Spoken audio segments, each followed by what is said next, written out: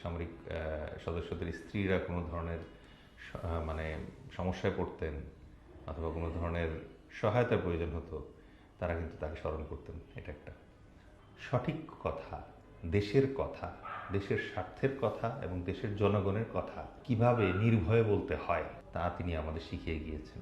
উনি তো first lady ছিলেনই। এবং খালেদা জিয়াকে কেমন দেখেছেন, আর তার রাজনীতি, তার রাষ্ট্রনায়কত্ব কেমন ছিল আপনার দৃষ্টিতে? কোনো স্মৃতি থাকলেও বলবেন। ধন্যবাদ।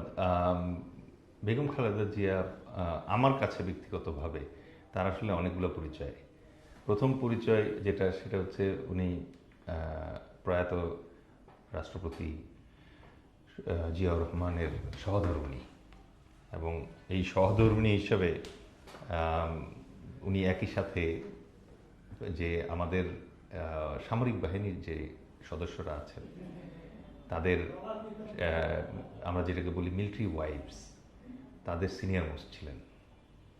উনি তো ফার্স্ট লেডি ছিলেনই, এবং যতদিন উনি বেঁচে ছিলেন উনি সামরিক পরিবারের যে স্ত্রীরা আছেন, সহধর্মীরা আছেন, তাদের সবার সিনিয়র মোস্ট ছিলেন। এটা আরেকটা পরিচয়।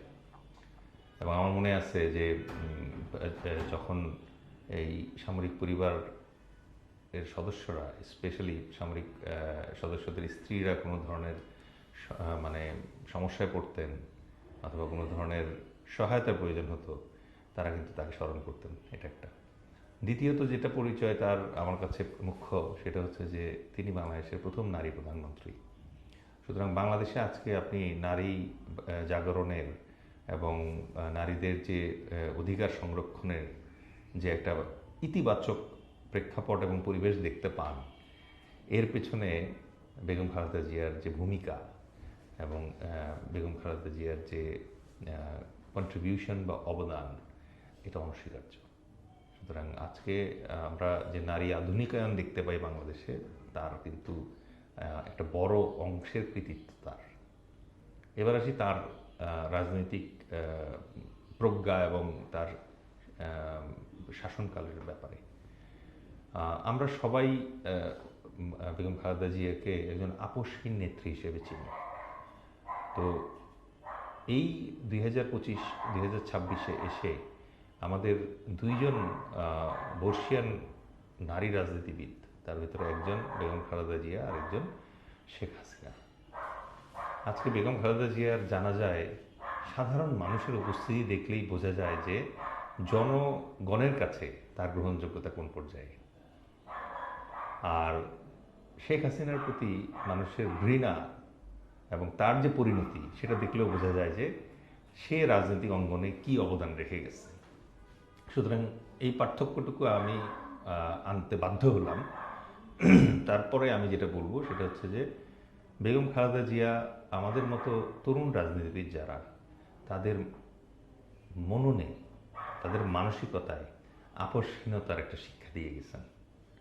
এবং সঠিক কথা, দেশের কথা, দেশের স্বার্থের কথা এবং দেশের জনগণের কথা কিভাবে নির্ভয়ে বলতে হয় তা তিনি আমাদের শিখিয়ে গিয়েছেন।